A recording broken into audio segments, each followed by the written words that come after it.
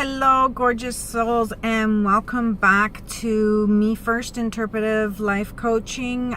For all of my followers that are eagerly awaiting my videos and following me attentively, thank you so much for being in support of humanity. I have had so much. I'm going to just jump right in this time around and share with you life as it's shown up. And there's been some good, there's been some not so good, and there have been beautiful awakenings that have served me to yet again a new level.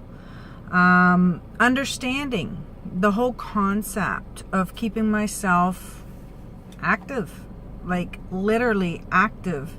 I've learned throughout numerous curriculums that, you know, when opportunity knocks, you have 60 seconds to consider yes, no, or not, right? So for me, the easiest way to interpret it was to act very much like my own project manager of my life.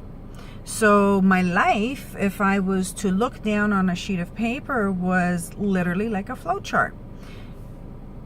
Mary, are you hungry? If yes, go to kitchen. If no, what else is my option, type of thing. And it's no different. So it's been said that humanity's attention span has depleted to 7 seconds. They label it a depletion. And I want to heighten your awareness into considering that it is not at all a depletion.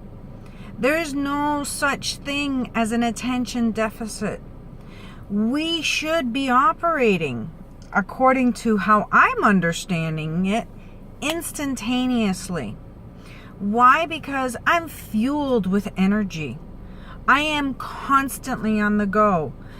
My blood flow doesn't sit there and pause before it delivers the next life of that vitality of my heart to take its beat. Everything is meant to take place in the moment, flowing, ongoing. So the next time that someone says that a child or a parent or even yourself being labeled as suffering from attention deficit, I invite you to challenge it. I invite you to own that this is not something to deplete you, but rather to empower you to move forward. Staying in action is exactly what life is all about. Hence why I feel my logics are that I continue to breathe so that I can exist. I don't hold my breath when I go to sleep and then wake up the next morning and say, okay, it's time to breathe again. Because rest assured, I wouldn't be waking up. Those are my own little aha moments. The other thing that I experienced that was very personal, very moving for me at the time, and I'm going to summarize it as quickly and as beautifully as I can, was the fact that just a short week and a half ago, my son, my firstborn, moved out with his girlfriend.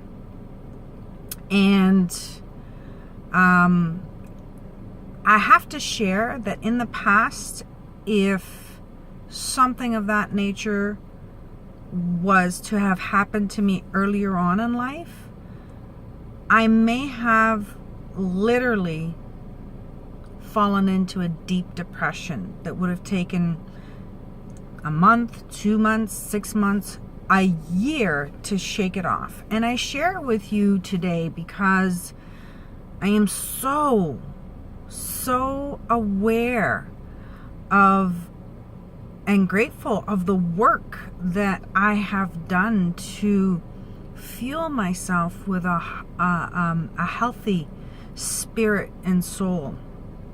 I even caught myself coaching myself and literally stopping myself of having the verbal vomit in my head, telling his story of how it was going to turn out for him if he does not make a point of showing up, honoring self.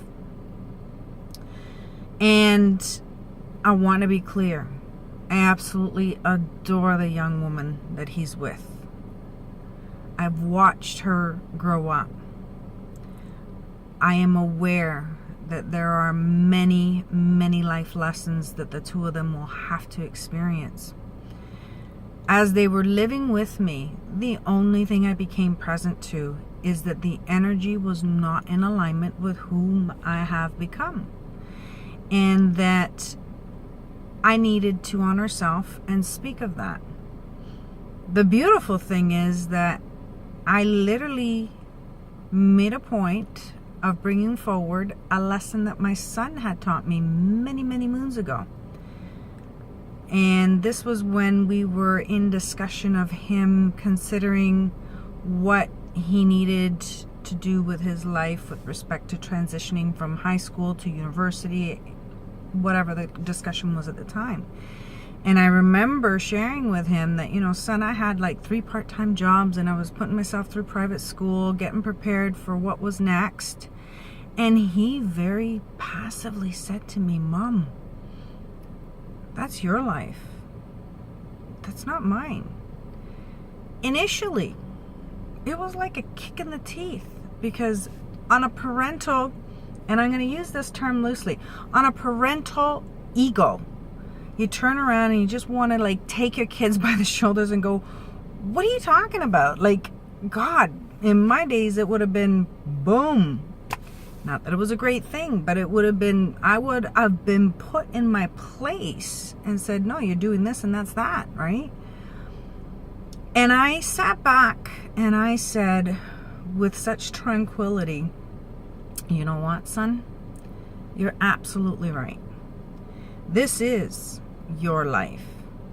And in the same way that you do not want to embrace mine, I am sharing with you that once I've contributed to a point of contributions as a parent, that I am in support of you and not supporting you. So like you don't want my life, I don't want yours. I am awakening you or contributing to you in your awakening as to what you're going to do next. And now when we fast forward it to what occurred a week and a half ago, there were certain communications that were shared on the exit where I was told that I didn't always come from a loving place. And I had opened the conversation announcing that I was coming from a loving place. And I'm not responsible for how it's being received on the other side of it. I know that my posture is correct. I know that I can appear before the divine and be judged justifiable. And I am sorry that it didn't land for you in a loving place. But that's not a me thing. That's for you to discover. And I also remember feeling the ouch in the moment where it was shared that we had been through so much. We had starved. We had been through bankruptcy. And I kind of deflated. In the moment, my humanity showed up and I deflated. And I was like, what do you mean you starved? You don't even know what it means to be hungry. And it was hurtful at the time because I take great pride in being a successful single parent. And I say that heartily because I am proud of the accomplishments that I have made and the choices and the sacrifices. I have absolutely no remorse. I have given my children everything that I could in my power. And I'm bringing this to light because even in that, if I would have allowed myself to fall in to the verbal vomit of which was going on in my head, I learned through my own one-on-one with my mentor, thank you so much, Evilly Talks, that through my discussions, I learned that if I would have continued that dialogue in my head, I would have been contributing to passing on and having my son inherit that ancestry of ill karmas. So I took a deep breath because I was reminded that you're right.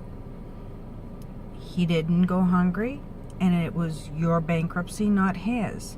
And consider that your children are going through what you go through.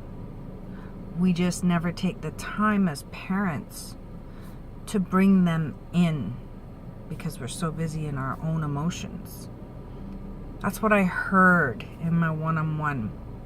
And then I also heard in the guidance, in the pure divine guidance, that if I were to share what I anticipate that relationship blooming into, then I never really let go of my son in an unconditional loving way. So I grounded myself and I did just that. I blessed him. I wish him well, much love, much success, many years of complete unconditional love that will bloom into a beautiful lifetime shared with a soulmate to be able to be in creation of his own family. I felt so light, so liberated, and I haven't suffered a day of depression since. Was I emotional the first day and a half? Abso-frickin-lutely. And now I am completely high off of life. I am so happy for him. And I am still standing here again in support of him, not supporting him. We have since then embraced and lost ourselves in each other, reiterating the fact that mother is always mother. And mother will always be there, no matter what. That is an unconditional love that can never be taken away. And having said that, I want us to remember how it is that the Mother Earth is actually serving us. I am surrounded by beautiful trees. I don't know if you see them in the background right now. We have this gorgeous weather right now that we have the honor of enjoying while there are natural disasters going on around us. And we take so much for granted. Today, I just want to be here to remind everyone to be gentle with one another. And begin with being gentle with yourself. Remind yourself of the inner child of whom you are. It is still there within you. Invite the inner child out and have the inner child that some of us may call intuition show you the way. Listen to the inner child. Remember, after all, it was a child that led us. I love you all so very much. I wanted to share that particular story in the depth that I did in the hopes of being able to contribute to other parents that might be struggling with the letting go and realizing that it is not a severing moment, especially with women.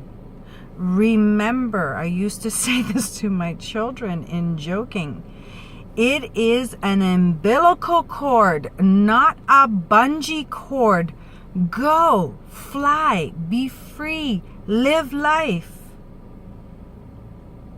I didn't realize how much I meant it. Wear it if it fits. Be playful with it. Use it if you want. I absolutely adore you all.